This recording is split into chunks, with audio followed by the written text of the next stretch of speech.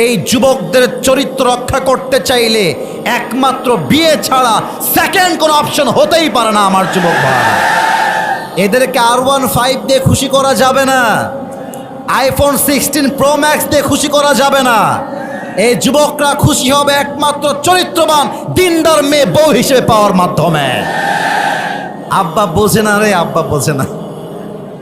আব্বারা বলে যে বাবা নিজের পায়ে দাঁড়া, দাঁড়িয়ে তারপর তুই বিয়ে কর।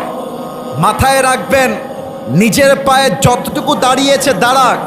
বাবা হিসেবে আপনার দায়িত্ব এটা বলা যে বাপ তুই বিয়ে কর, চরিত্র বাঁচা, দরকার হলে 1 বছর আমি তোকে দেখব, তোর বউকে আমি বাপই দেখব, ঠিক কিনা বলে?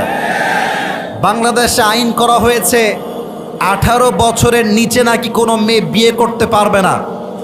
আমার প্রশ্ন হচ্ছে 18 বছর নিচে বিয়ে করতে পারবে তা মেনে নিলাম, কিন্তু 13 বছরের যেই মেয়েটা পার্কে গিয়ে ইজ্জত বিলীন করছে, টিকটক করছে, ইজ্জতের ধাজিয়া উড়াচ্ছে, তার জন্য আপনার আইনটা পাস হবে কবে? 18 বছরের নিচে বিয়ে করলে জেলখানায় দিবেন, মামলা দিবেন। আর 13 বছরের মেয়ে প্রেম করলে বলবেন বাচ্চা মানুষ তো বুঝে উঠে নাই। এটা উপরে ফিটফাট, ভেতরে সদরঘাট ছাড়া আর কিছুই হতে পারে না। এবং আমার অবাক লাগে মেয়েদেরকে দেখলে, এক একটা মেয়ে 4-5টা বয়ফ্রেন্ড বিলং করে। আমি জানি এই কথার জন্য অনেকে রাগ করবেন, আমি জানি, আমি জেনেই বলছি।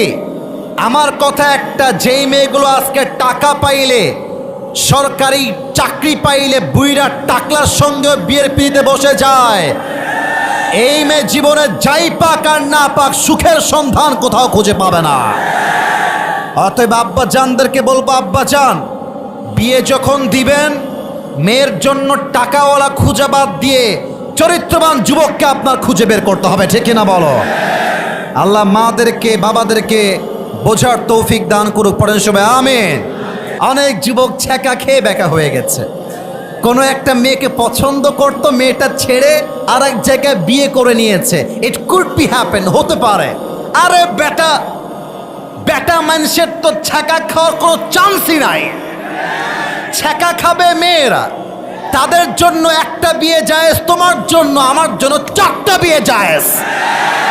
কোন মেয়ে তোমাকে চিট করে একটা বিয়ে করবে, ও একটা বিয়ে করবে, তুমি 4টা বিয়ে করে দেখায় দিবা।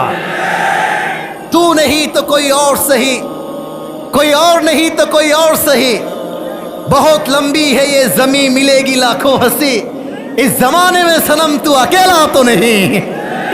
তোমার মতো সকিনা জরিনা ছাড়লে আমি রংপুরের ছেলে, আই ডোন্ট কেয়ার। তুমি গিয়েছো তো কি হয়েছে, আর একটা বেটার অপশন আল্লাহ আমাকে দান করবে, ঠিক কিনা বলেন?